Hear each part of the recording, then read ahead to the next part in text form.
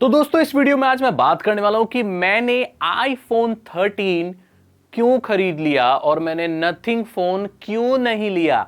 इस चीज के बारे में मैं बात करने वाला हूं। मुझे बोले थे सागर भाई आपने इतना ज्यादा कहा है, नथिंग फोन की इतनी सारी वीडियो बनाई है, आपके हाथ में फोन नहीं है, आप एक काम करो, आप नथिंग फोन ले लो, उसको चेक करो, फिर वीडियो बनाओ। भाई मैं अपना पैसा क्यों खराब करूं। तो मैंने यहां पर iPhone 13 क्यों लिया है, कैसे सस्ते में लिया है, क्यों लेना चाहिए, क्यों नहीं लेना चाहिए, इस चीज के बारे में बात करते हैं।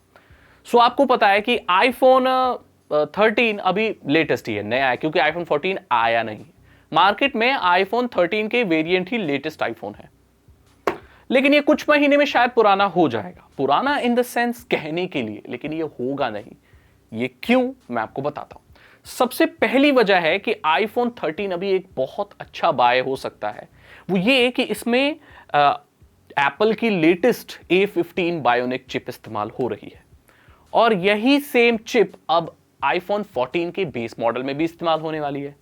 ये पहली बार हो रहा है शायद कि जब एक प्रोसेसर ही इस्तेमाल हो रहा है पुराना वाला आपके नए वाले फोन में। ये इसलिए हो रहा है कि भाई ये अभी भी बहुत पावरफुल प्रोसेसर है। A15 bionic chip is a very powerful SoC या प्रोसेसर या CPU या जो भी आप बोल सकते हैं। सो इसका मतलब है ये बहुत दिन चलने वाला है। नॉर्मली जो आईफोन होते हैं उसमें 5 से 6, आईफोन 6s की बात करें तो वो आईफोन भाई कितने साल सपोर्ट किया, और ये तो ऐसे प्रोसेसर होल्ड करता है कि नए जनरेशन वाले भी इसी प्रोसेसर को इस्तेमाल कर रहे हैं। हाँ, प्रो मैक्स और मैक्स वाले में A16 बायोनिक चिप आएगी, बट जो बेस मॉडल होगा आईफोन 14 का उसमें भी यही आएगी।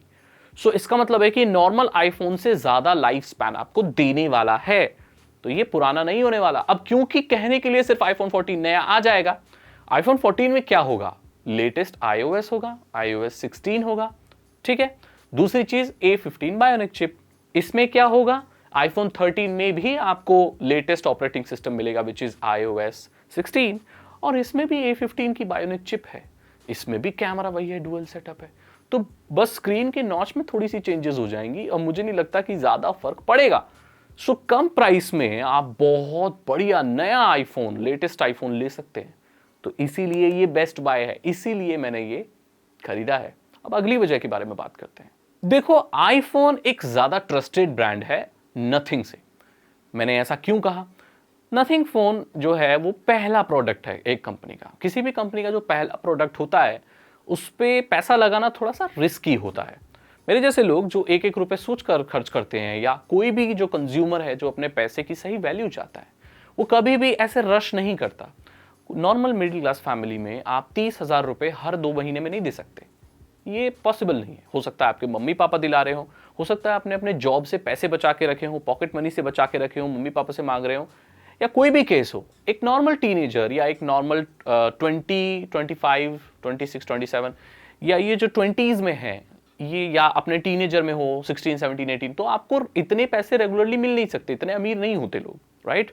सो ऐसे में अगर आप ऐसे फोन में पैसा लगा दोगे जो नया है, जिसके फेल होने के चांसेस हैं, मैं बताऊंगा नथिंग फोन में क्या क्या प्रॉब्लम आ रही है, लेकिन उसके लिए सेपरेट वीडियो बनाऊंगा। सो सारा पैसा नहीं लगा। और गाड़ियों में भी यही होता है, जैसे कोई नया मॉडल निकलता है ना गाड़ी का, लोग नॉर्मली वही लोग खरीदते हैं जो जिनके पास पैसे की कमी नहीं है, जो एक्सपेरिमेंट करना चाहते हैं, या जिनको उस ब्रांड पर पहले से भरोसा होता है। नथिंग फोन एक नए ब्रांड के साथ आया है, तो इतना अभी ट्रस्ट नहीं गेन कर पाया है, हमें पता नहीं है क्या होगा। ऐसे में इतने ज्यादा पैसे लगाना एक स्मार्ट डिसीजन नहीं। आईफोन, एप्पल बहुत पुराना ब्रांड है, और एप्पल के फोन ट्रस्टेड होते ही होते हैं। इसीलिए भी मैंने ये एप्पल आईफोन खरीद लिया है, नथिंग फोन नहीं लिया। और ये मुझे लगभग इतने ही पैसे में पड़ा जितना नथिंग, बल्कि कम दिए हैं मैंने। वो कैसे, वो मैं आपको लास्ट में बताऊंगा। अगली वजह है कि भाई आजकल एंड्रॉयड में बहुत मैलवेयर आ रहे हैं।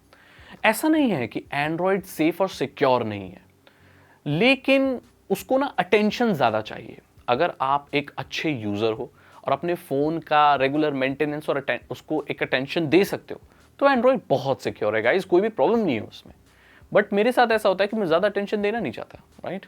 मैं सोचना नहीं चाहता भाई सिक्योरिटी के बारे में। और एंड्रॉयड तो बदनाम इसलिए भी है कि जो ज्यादातर फोन आते हैं एंड्रॉयड के, वो अपडेट कम साल के लिए देते हैं। जैसे अगर फोन एंड्रॉयड 10 के साथ खरीदा, 11 के साथ खरीदा, 1-2 अपडेट के बाद उसके बाद अपडेट आते ही नहीं है।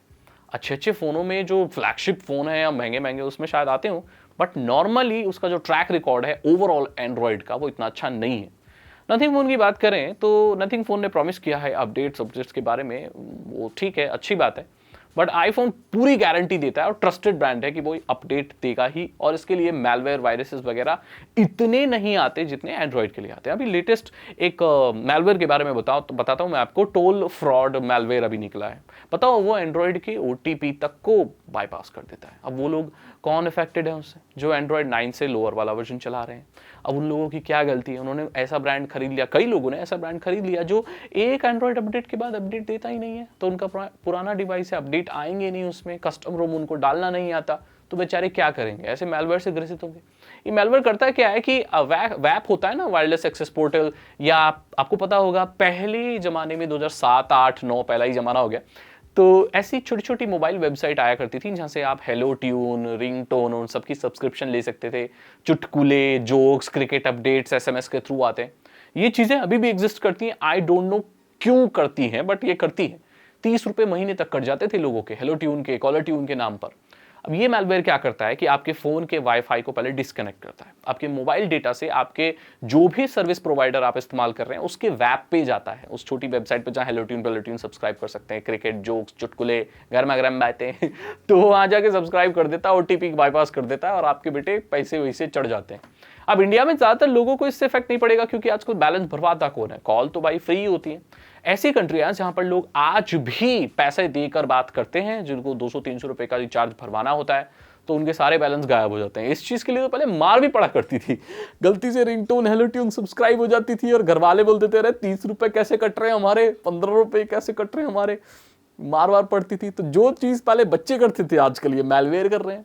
और गूगल क्रोम के बारे में तो आपको पता ही हो, बहुत सारी वल्नरेबिलिटी आ रही है एंड्रॉइड के, उसमें वल्नरेबिलिटी, बहुत सारे लफड़े हैं भाई। तो थोड़ा टेंशन की जरूरत है, लेटेस्ट अपडेट की जरूरत है। लेकिन आईफोन के साथ ऐसा नहीं होता गाइस। आईफोन बहुत ज़्यादा सिक्योर होता है, बहुत क्लोज्ड एनवायरनमेंट में है। हाँ, इतनी आज़ादी नहीं होती इसमें, उसके भी बहुत सारे ड्रॉबैक्स हैं आईफोन इस्तेमाल करने के। बहुत सिंपल से सिंपल चीज़ें भी बहुत कॉम्प्लिकेटेड कर दी गई है, और विंडोज़ पीसी के साथ ज़्यादा कंपैटिबल होता नहीं है, डेटा शेयर करने में बड़ी दिक्कत होती है।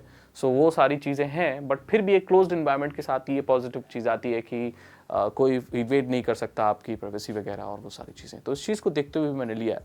और आखिरी चीज़ कि मुझे क्यों ये नथिंग फ़ोन से भी सस्ते में मिल गया अरे भाई सस्ते में मिला है, ट्रस्ट में, ये सस्ते में मिला है मुझे। मेरे पास बहुत सारे पुराने आईफोन रखे थे, मेरा एक शौक था कि भाई मैं पुराने से पुराने आईफोन जमा कर रहा था। 6s से लेके आईफोन 8 से लेके आईफोन X से लेके वो सारे आपने मेरे चैनल पर देखे ही हैं।